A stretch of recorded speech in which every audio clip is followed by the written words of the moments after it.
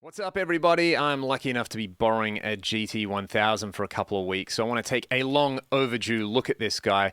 I have basically checked out all the other popular hardware modelers and done some videos with them, and lots of you have requested this one, so we're going to take a very brief preliminary look at it today. I'm using the editor and I'm using my STR LJ1 guitar for all these clips today. The really cool thing about this is that you've got lots and lots and lots of effects blocks going on. It has a lot of DSP power and you basically never run out of DSP, which is a pretty cool thing. Basically what I want to do in this video as a preliminary thing is just start with a factory preset, and I'm just going to mutilate this poor factory preset into the type of thing that I would like, hopefully showcasing some of the features for you guys. And then at a later date, I want to do a more in-depth video looking at the hardware features. I've got the GT-1000 in front of me here, but I've only got one camera, so we'll do a screen capture of the editor, and I'll just play around and make some noise and basically dial in some tones and some effects, because it's really easy to use with the editor. I've only had this thing for about a day. I've had maybe like an hour to play around with it so far, and if you've used Fractal, Kemper, Atomic, Helix, whatever it is, then this will feel very, very familiar. If you've used any of the other Boss GT series products, then you'll also feel right at home with it as well. Another cool thing is it's got Bluetooth and a phone app, so if you don't have a computer, you can just use your smartphone to dial it in. But at the moment, I've got this factory preset for Bank 4 number 1 Diamond Crunch, and I'll talk you through how this kind of grid works. Essentially, over here are your pre-effects, and then you can split this out to two different amps and select between them. The switching is really quick, which is nice, and then you've got a whole bunch of other effects here. Now, you can move these effects wherever you like, but at the moment, this is set up basically for a kind of clean sound on this channel 1 over here, which sounds like this.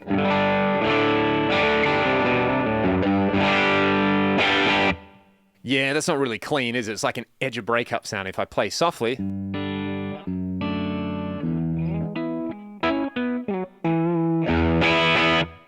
then if I give it a bit of punch, it kind of breaks up, which is nice. This has Boss's new Air D modeling technology, which they claim models the entire power amp speaker interaction. You also have the opportunity to load up third-party IRs if you want to do it that way. But for this video, I'll just use the stock stuff. So at the moment, I am using this Diamond amp, and on channel 2, or channel B, which we can select down here, I've got this Brit stack, which sounds like this.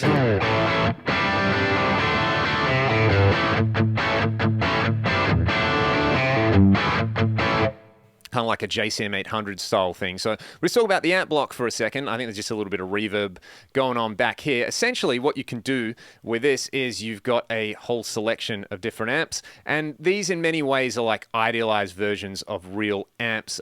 You've got X Crunch, X High Gain, X Modded, rather than have like a whole selection of, a lot of companies, they just sort of take something like, what would it be, like a 5150, and they'd call it like a 3130 or something like that. It's very non-transparent when it comes to guessing what the names are. But in this case, Crunch, High Gain, Modded. If you're not used to modeling, this is probably a good thing, because you can just go, I want something that sounds crunchy. I can pick the amp that says Crunch. And there's some more like specific ones back here, like Recti stack would be a rectifier, match combo is going to be a matchless, that kind of thing. But this Brit stack sounds pretty good. The two amp parameters which are really handy to understand are the Sag and Resonance Parameters. Essentially, the Sag parameter, if you turn it right down, your amp's going to feel really snappy and responsive. And if you turn it up, you get a bit more of that kind of like power amp, tubey sag out of it at minimum.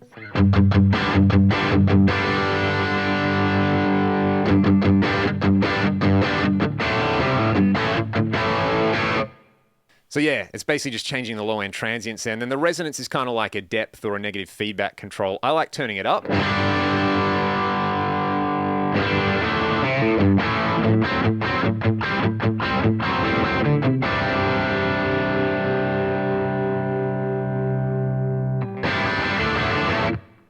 To about there, I think that gives you a pretty good feel, and it's pretty touch sensitive, which is nice.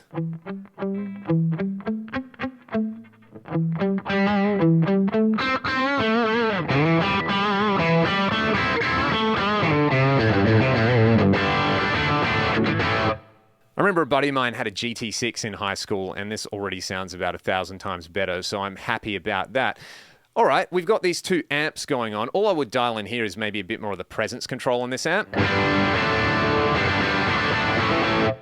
I think that sounds pretty good. Way back over here, I'm using the sub output from memory because I'm using the XLRs. You can come back and change the type of microphone that you're using on this, as well as the mic distance and the mic position. So you've got a choice between a 57, a 421, a 451, an 87, and a flat mic. I'm quite surprised it's not like a ribbon mic, like a Royer 121 or something like that. Hopefully that's something Boss will add in a firmware update. This is what the 57 sounds like.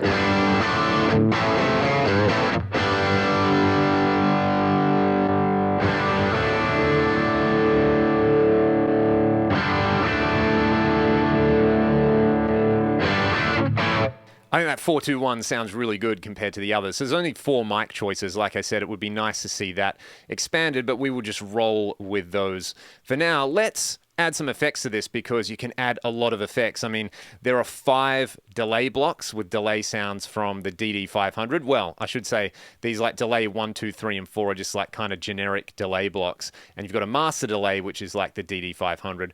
There's reverb, there's chorus, there's all the effects from the X series. I think the only thing that I found that I think is missing is the dimension chorus, but you can get similar kind of sounds. And the cool thing about the way you can run this essentially would be like, imagine you've got 2 amps, right? Totally separate amp and speaker combos. And to each of those, you could assign their own effects. But you could have a pedal board before all of that, which is like this section over here that acts on both of them. And then you can have like post effects on all of that. As an example, let's say on my clean tone, I want to have a bit of reverb, but I don't want reverb on my distorted sound. I can just grab this reverb block and with the editor, just drag it over here. Awesome. And I'll select, I don't know, like a hall reverb. That'll do. I'll turn the time up a little bit. And if I come over to this divider block, when I'm on A, I'm going to have a clean-ish sound with reverb.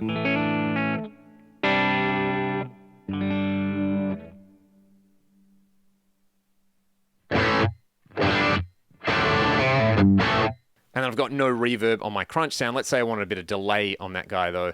I can drag a delay block over here. I can select it and let's go for like a shortish delay, say 200-ish milliseconds. Bring the high cut down a little bit, turn the effect level down a bit. I'll leave the feedback a little bit lower and I'll turn it on.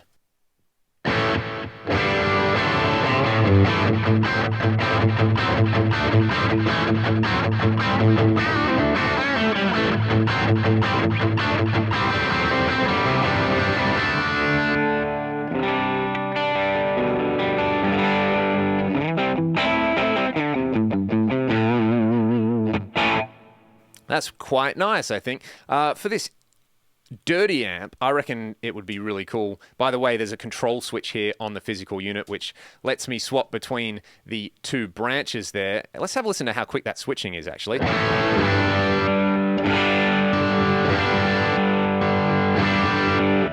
That's actually really impressive. That is very, very fast, which is, I think, a nice thing. Coming from the AX8, which is still the main modeler that I use live most of the time, that only has 1 amp block, but with XY. So if you want to get around that kind of switching gap, you need to be creative. It can be done, but it's nice to see that this unit just does it. Let's chuck a boost in front of this dirty amp. Let's have a look what we got. We've got all of these distortion types to choose from. I'm going to be really inventive and just use a tube screamer and turn the drive all the way off, the level up, and I'll turn the tone up a little bit. Let's crank this guy on.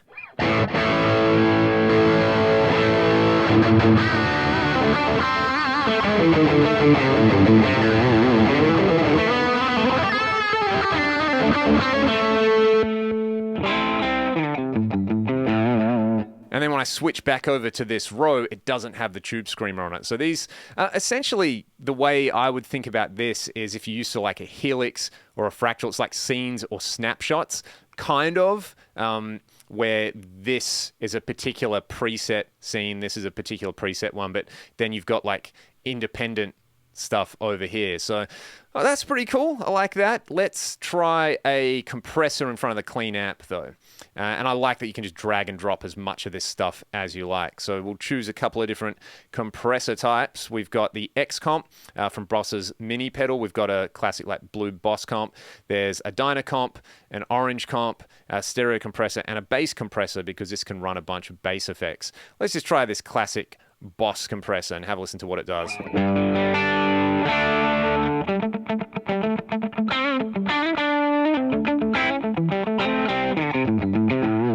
That's cool. That reminds me of like a CS2 or a CS3.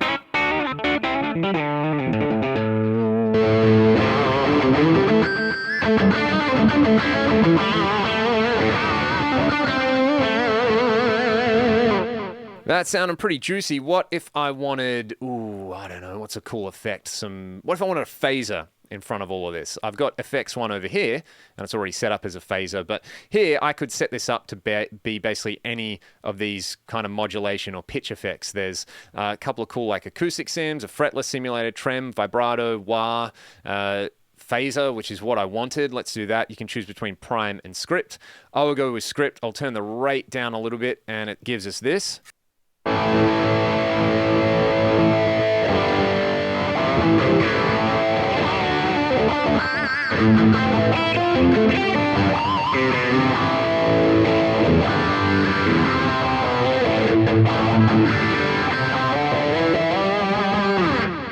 Cool. Sounds like a Phase 90 to me. So I can have that one on either of those particular sounds. Where is chorus? Chorus is way down here. So I'll bring it up the front just so we can see it.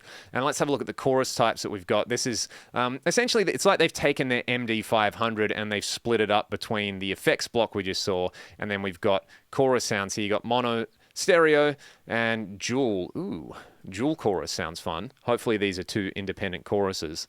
Ooh, all right. I haven't played around with the chorus block yet, so let's turn the rate on this one down a bit and this one down a bit, and I'll bring the pre-delay on this one, so you've got control over the chorus delay times. Let's just hear that on that clean sound. That's what I want it for.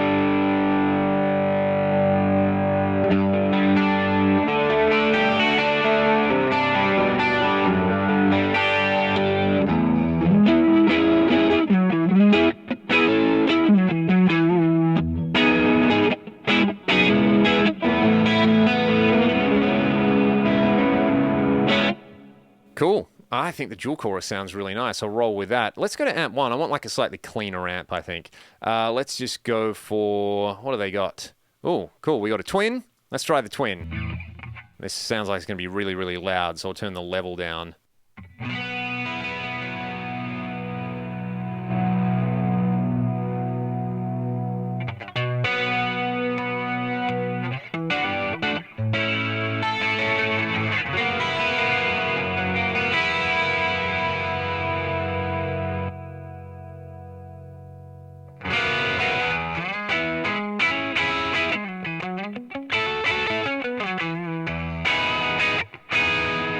That's pretty cool. Surely they would have a JC120 as well, because this... yes, there it is. Let's have a listen to this one.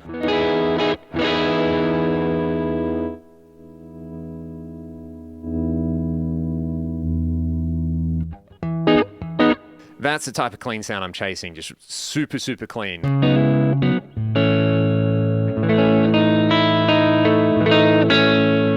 What if I could put a flanger in front of that for a kind of rush, policey kind of thing? Let's see. There's flanger.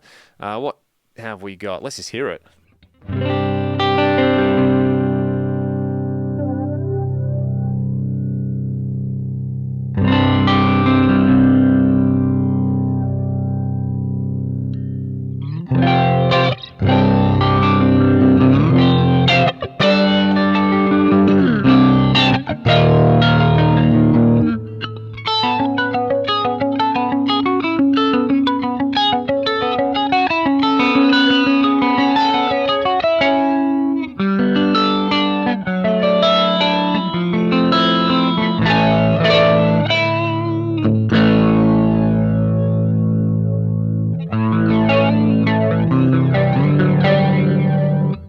I dig that. I want to show you guys the master delay as well, because out of all the effects and all the 500 series that I've tried, I really liked the Boss DD-500. I thought that was a really impressive pedal. So I'll drag the reverb all the way back here, and we'll just leave that off for now.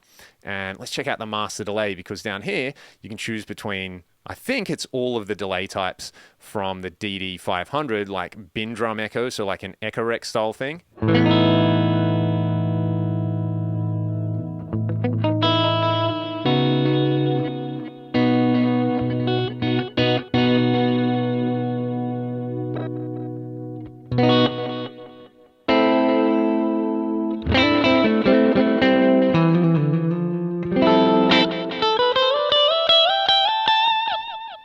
That's quite a nice one. And they've got the Terra Echo. That was a cool pedal. Where was that one? I'm going crazy. I swear I saw Terra Echo somewhere.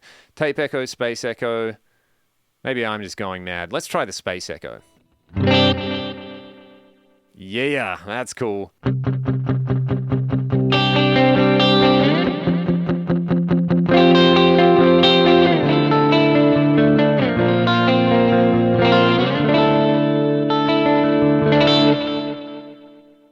And of course, there is the Joule Delay. I really like the Joule Delay in the DD-500 because you can set the type of each of the delay lines from memory. Like delay 1 I can have as an analog delay.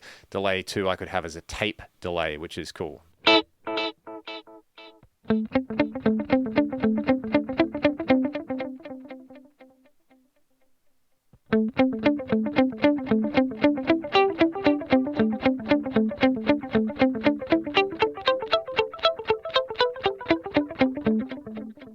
That's pretty awesome. If I twist this all the way to the right, then I can access different delay subdivisions by... How do I do this? I'm forgetting.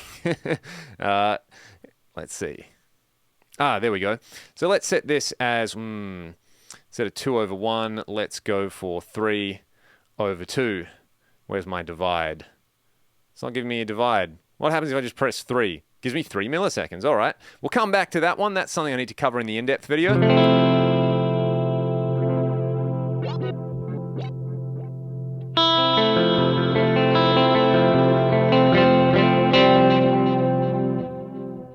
That's awesome. Let's turn the reverb on. There's a shimmer reverb in here, which is exciting. Let's go pitch 1 for an octave and pitch 2 for an octave down.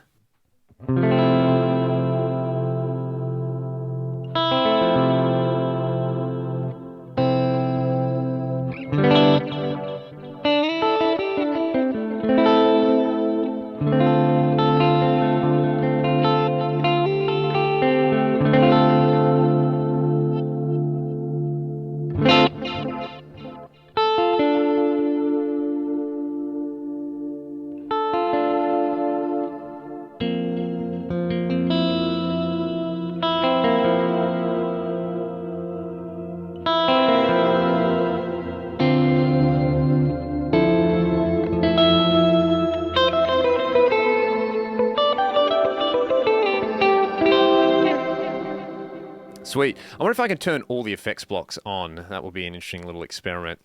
And we'll just... this is going to sound like garbage, but just out of curiosity, let's turn all this stuff on. Oh, God, it's going to sound bad. What am I doing? Maybe I'll leave the distortion off.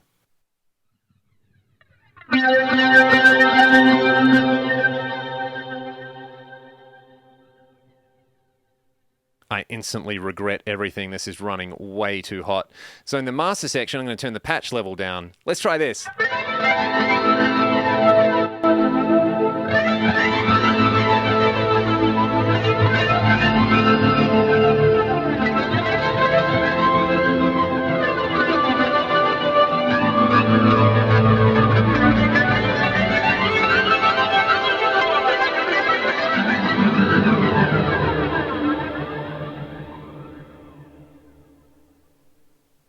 As I suspected, that sounds terrible, but it's not crapping out a CPU or anything. That's running a lot of effects.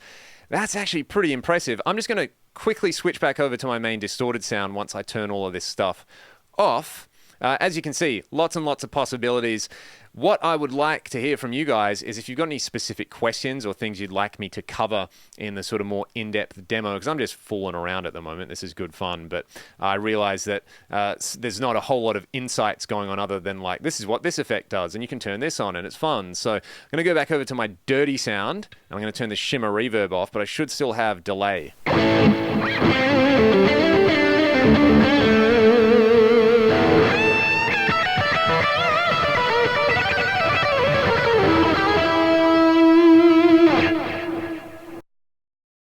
Cool, I like that. Let's just try maybe one or two different high gain amps. There's Uberschall. Let's try that. That should be fun.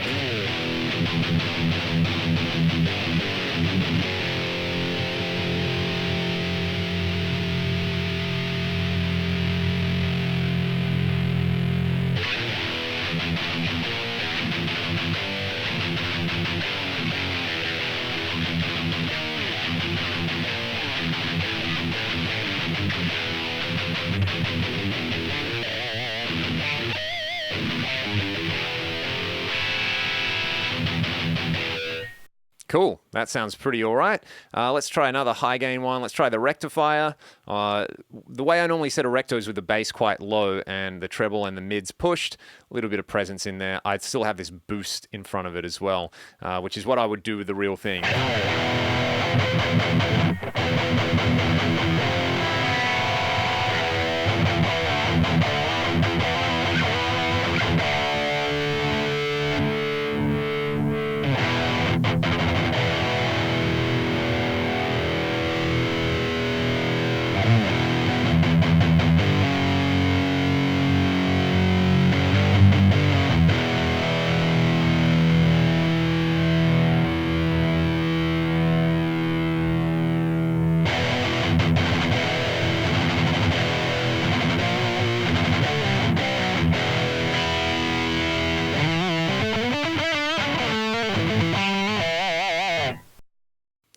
All right, I need to do some work with that. That's not the greatest rectifier I've ever heard in my life. It doesn't really sound like my Rev G, but maybe they've modeled a newer version or something like that. I'll give them the benefit of the doubt there, but I do need to spend some time seeing if I can get the recto dialed in, because that's, for me anyway, one of the amps which has to sound good in a modeler. I think for the modeler to really be worth it on my end. Anyway, like I said, I'm borrowing this thing for a couple of weeks. So if there are questions you guys would like answered, if there are features you would like me to look at, if there are specific amps you would like me to dial in or something like that, hopefully I should be able to make a couple of videos with this guy and get back to all of you. Until then, that is a very brief look at what some of the GT-1000 can do using the editor. If you enjoyed the video, like I said, ask away, because that can only make the upcoming videos better. And if you like the channel, please hit subscribe. I'll see you guys next time. Thanks for watching.